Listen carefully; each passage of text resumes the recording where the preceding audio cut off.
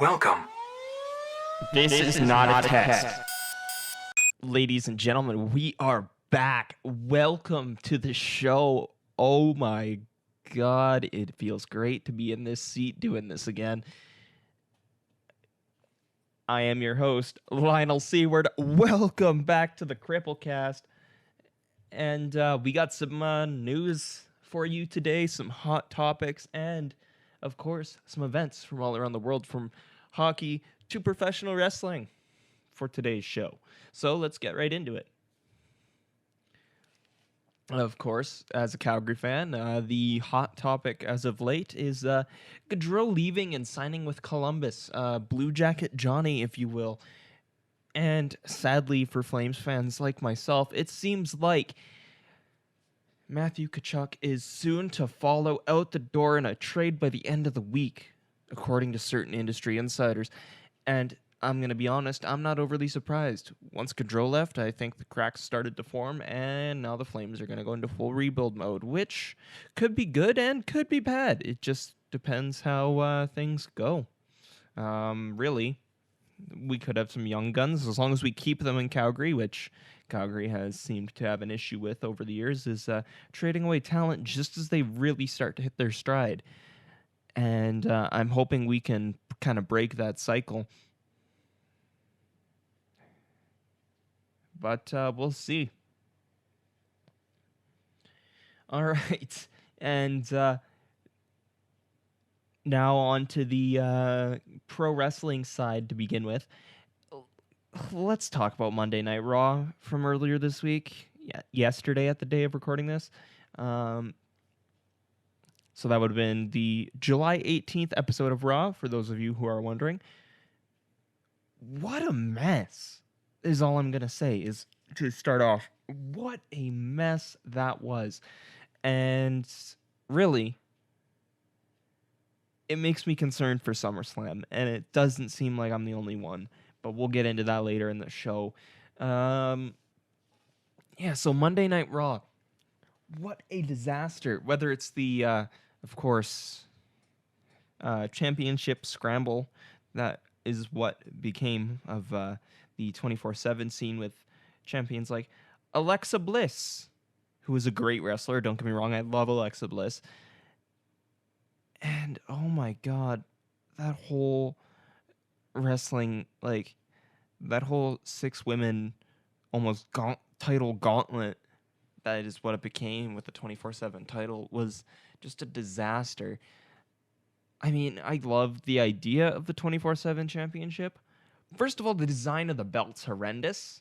Let's not even get started on that. They could have, refreshed the hardcore championship design and just... Hell, I would take a hardcore take on the US title design, even, because it's got like the eagle on it, not like the winged eagle belt, but still a decent design concept. I would love to see a redesigned 24/7 title, because obviously they're not going to use the word hardcore, and we'll see what that becomes. And then that disaster of a Titus O'Neil promo. I'm going to just jump her all around the show, because really, it felt like the show was jumping all around, all over the place by itself. That Titus O'Neil promo, using Titus O'Neil as the company's golden boy to try and get them out of controversy. As we know, Vince McMahon is in a pot of boiling water when it comes to the recent allegations. And honestly, I'm not surprised. This isn't obviously the first time he's been in trouble. Look back at the steroid scandal, look back at all the trouble he's had over the years. And really, I think he might have swallowed more than he can take, because this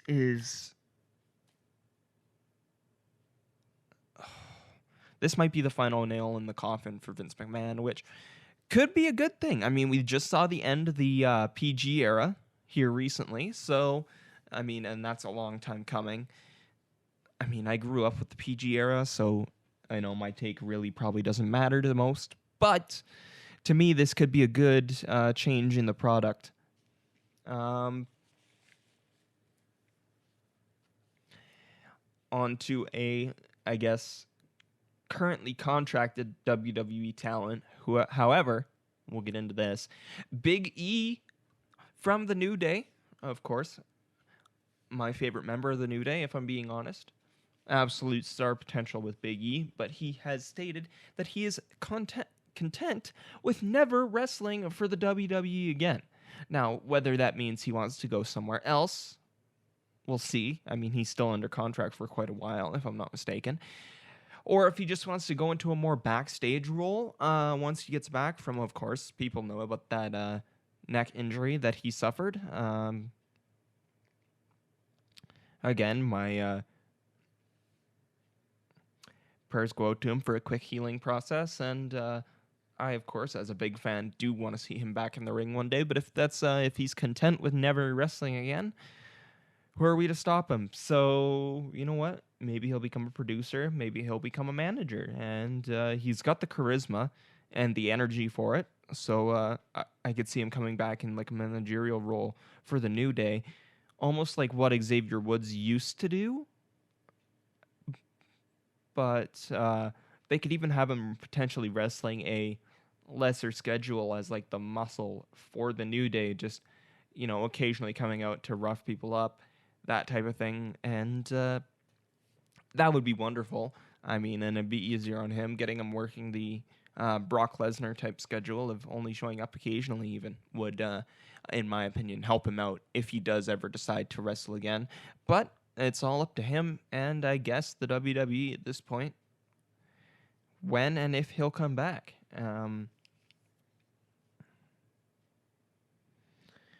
And circling back around to Raw, can we talk about oh god,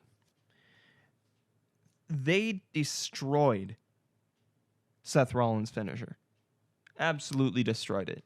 The curb stomp is dead. The curb stomp is dead. I mean, that turnbuckle curb stomp should have been the nail in the coffin for that match, but it went on for a good 5-6 minutes afterwards. And why would you bury a move like that? A move that they had built up so much and looks dangerous. Don't get me wrong, it looks fantastic when it comes to actual impact of the move. It's simple, it's a curb stomp, but my God, what a good move. In terms of impact, anyway. Like, that move, like, looks like it would hurt bad. Whereas taking the end of days, sorry, Corbin, yeah, that's not going to help. The end of days sucks. That's just my take. The end of days sucks. Bad. And of course, talking about how Big E will never wrestle again, we always talk about wrestling retirements because they're ridiculous and they never hold up. And they kind of point in that direction is, you know what? In 12 days' time, we've got Ric Flair's final match. Yes, that's right. Ric Flair is coming back. And what's the deal with Ric Flair? He's been struggling so much in recent years. He had that health scare a few years back. And now he thinks he can come out and wrestle again? I know it's a tag team match, so they're probably only going to have him do a couple high spots or even just a couple, bumps and shoves. But, like, come on. Ric Flair doesn't need to wrestle anymore. At this point, it's just like every other wrestler that's come out of retirement, except worse. Because really, I mean, Goldberg came back. Goldberg was still Goldberg. Goldberg was in good shape. Yes, he busted his face open on the door, which... oh boy. Goldberg. But Ric Flair does not, and I mean does not, need to wrestle anymore. He's just tarnishing his legacy at this point, and it seems like he'll shield anything. And I know I'm a nobody in terms of even the wrestling world and the internet content world, but I'm talking like he will shill anything. Lottery tickets. I'm pretty sure I've seen Ric Flair hip replacements at one point Of course, that's a joke. Don't take me that serious.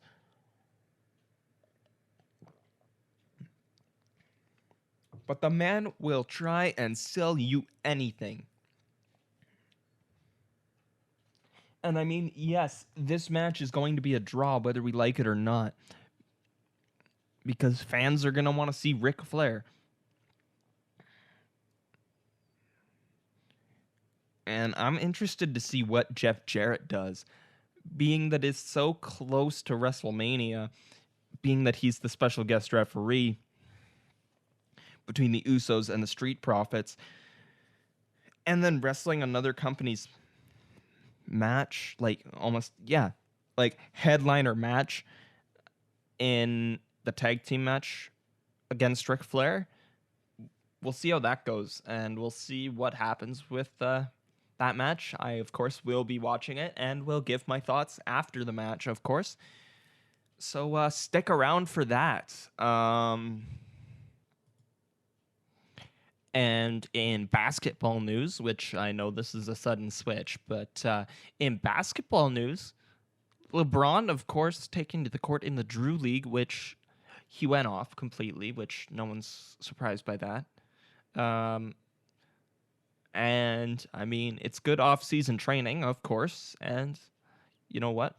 He came, he showed up, he did what he was supposed to do, and I think we're all the better for it because as much as people hate on LeBron James, once he's gone for good. And I feel like we should savor every moment, whether it's NBA, Drew League, that type of thing, just because once he's left the court, he's done, right? It's not like wrestling. You can only do so much. And he's getting up there in age. So everyone you see at the Drew League, whether it's LeBron or Kyrie, because I know he was supposed to be there.